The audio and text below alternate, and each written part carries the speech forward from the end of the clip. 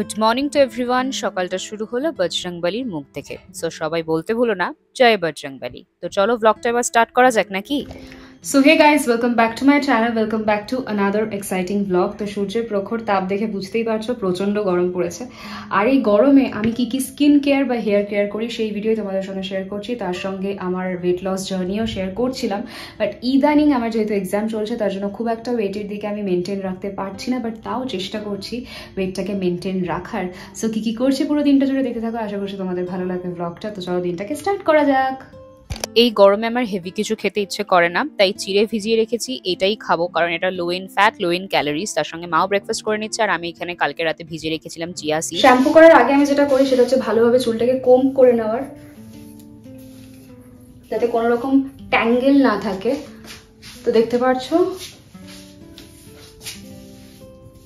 আমি এখন উইকলি 1 থেকে 2 দিন শ্যাম্পু করছি। আর শ্যাম্পু করার আগে আমি চেষ্টা করি চুলে ভালোভাবে অয়েলিং করার। আর অয়েলিং করার আগে কিন্তু আমি ভালোভাবে চুলটাকে কোম্ব করে নিই, যাতে ভালোভাবে অয়েলটা ইভেনলি আমার চুলে ডিস্ট্রিবিউট হতে পারে। আর ডিট্যাঙ্গলিং করাটাও কিন্তু খুবই ইম্পর্টেন্ট। চুল যদি ডিট্যাঙ্গেল না থাকে তাহলে কিন্তু ব্রেকেজ বা ড্যামেজের সমস্যা দেখা দিতেই পারে। সো এবার আমি একটা নর্মাল হেয়ার অয়েল ইউজ করছি, coconut oil. Oiling is a very important step. আমি সবাইকে বলি শ্যাম্পু করার আগে অয়েলিং এই কারণেই করতে, কারণ আমরা যখন শ্যাম্পু করি এটা কিন্তু আমাদের হেয়ার শাফটের উপর একটা প্রোটেক্টিং ব্যারিয়ার হিসেবে কাজ করে। তাছাড়াও আমরা যখন শ্যাম্পু করি আমাদের চুল থেকে যে ময়েশ্চার গুলো না সেগুলোও ধুয়ে যায়, ডার্ট গুলো তো ধুয়েই যায়, তার সঙ্গে ময়েশ্চারটাও চলে যায়।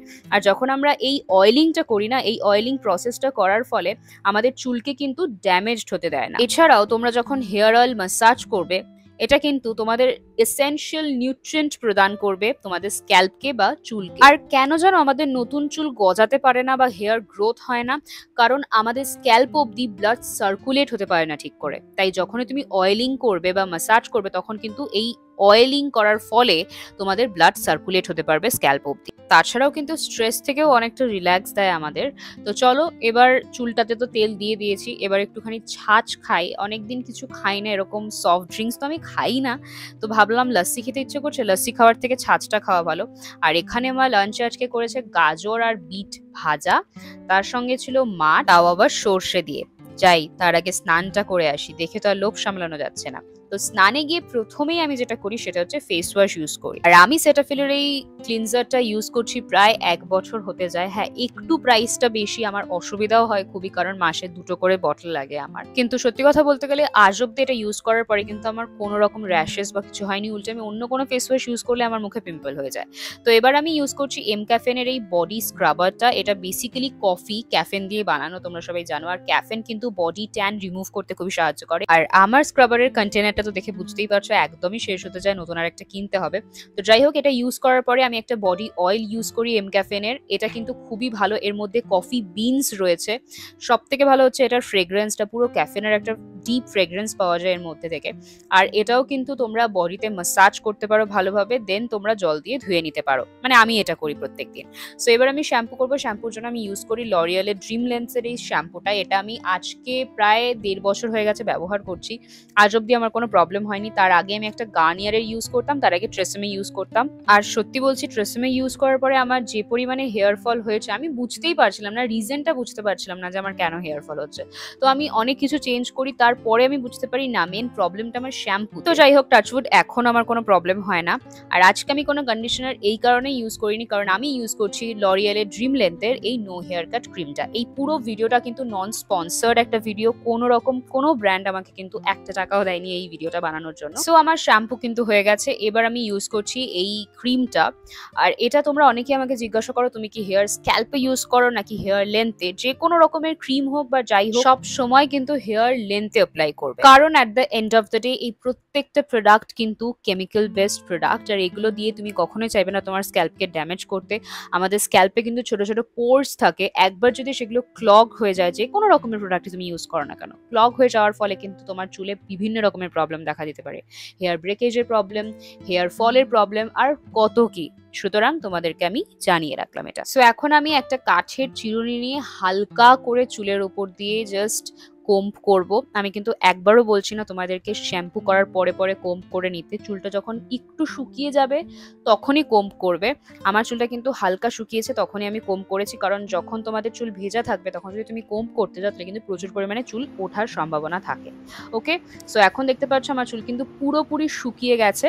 তো চলো এবার আমি কি কি স্কিন কেয়ার করি after shampooing my hair or after taking a bath সেটা তোমাদের সঙ্গে আমি শেয়ার করে নিই। তো এবার আমি আমার চুলে একটা সেরাম ইউজ করব, কারণ আমি কন্ডিশনার অলরেডি ইউজ করে নিয়েছি। নো হেয়ার কাট ক্রিমকেই অ্যাজ আ কন্ডিশনার আমি ব্যবহার করি। তো এখন দেখতে পাচ্ছ আমি লরিয়ালের এই সেরামটা ইউজ করছি। এটাও কিন্তু খুবই ভালো একটা সেরাম। হ্যাঁ, প্রাইসটা হয়তো একটু বেশি, বাজেট ফ্রেন্ডলি হয়তো হবে না, কিন্তু খুবই ভালো এফেক্ট দেয় কিন্তু এটা। ঠিক আছে, তো প্রথমেই আমি আমার হাতে রাব করে নিই, রাব করে ওপর দিয়ে হেয়ার লেন্থে এটাকে অ্যাপ্লাই করি। আজকের এই ভিডিওটা আমি তাদের জন্যই বানাচ্ছি বেসিক্যালি, যারা আমাকে বহু দিন ধরে রিকোয়েস্ট করছে দিদি তুমি প্লিজ তোমার হেয়ার কেয়ার রুটিন শেয়ার করো। আর আমিও অনেকদিন ধরে ভাবছিলাম শেয়ার করব, বাট তোমরা তো জানোই আমার এক্সাম চলছে, তো তার জন্য পড়তেও হচ্ছে আমাকে, তার মধ্যে শ্যুটও করতে হচ্ছে। তো সবকিছু মিলিয়ে মিশিয়ে একটু আমি চাপের মধ্যে আছি ঠিকই, কিন্তু তোমরা আমাকে রিকোয়েস্ট করবে আর আমি সেটা শুনবো না, সেটা তো হতেই পারে না, তাই না? তো আমি এখন সেরামটা ইউজ করা হয়ে গেছে, হালকা হাতে আমি একটু মাসাজও করে নিই চুলে এটা, কারণ হাতে তো অনেকটা প্রোডাক্ট লেগে থাকে। তো আমার কিন্তু চুলে সেরাম অ্যাপ্লাই করা হয়ে গেছে। তো এবার নেক্সট স্টেপ হচ্ছে একটা সানস্ক্রিন ইউজ করা। তোমরা অনেকেই আমাকে বলবে দিদি আমরা তো বাড়িতে আছি, তো বাড়িতে থাকাকালীন সানস্ক্রিন কেন ইউজ করবো, বেকার সানস্ক্রিনটা নষ্ট কেন করবো? দেখো, সূর্য থেকে যে ইউভি রেটা আসে না, সেটা কিন্তু এতটাই স্ট্রং যে এটা পেনেট্রেট করতে পারে থ্রু ইয়োর উইন্ডোজ। মানে তোমার জানলা দিয়ে যদি এক ফোঁটাও রোদ তোমার গায়ে লাগে, সেটাও কিন্তু তোমার স্কিনকে অনেকটা পরিমাণে এফেক্ট করতে পারে বা ড্যামেজ করতে পারে। তো তার জন্য কিন্তু সানস্ক্রিন ইউজ করাটা মাস্ট। আর তাছাড়াও তোমাদের বাড়িতে যে লাইট রয়েছে, যে গ্যাজেটস গুলো রয়েছে, তোমার ফোনটা যেটা রয়েছে যেটা তুমি ইউজ করছো, সেটা থেকে কিন্তু ব্লু লাইট বলে একটা রে নির্গত হয়, সেটাও কিন্তু তোমার স্কিনকে প্রচুর পরিমাণে ড্যামেজ করে। আর বিশ্বাস করো, এই ছোট্ট টিপসটা আমি ছোটবেলা থেকে জানতাম না, এই ছোট্ট টিপসটা আমাকে কেউ দেয়নি বলে কিন্তু আমার স্কিনটা আজকের এই অবস্থা। আমি এত বছর ধরে সানস্ক্রিন ইউজ করতাম না, যার ফলে এখন আমার রিঙ্কলস, প্রচুর স্কিন প্রবলেম কিন্তু আসছে। সো এবার আমি ইউজ করছি সেটাফিলের এই ময়শ্চারাইজারটা।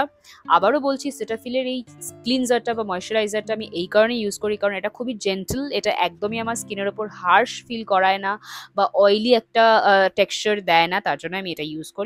আমি এটাও বলবো প্রত্যেকের স্কিন টাইপ আলাদা, প্রত্যেকের স্কিনে কি স্যুট করবে সেটাও কিন্তু ডিপেন্ড করে অন দ্য স্কিন টেক্সচার।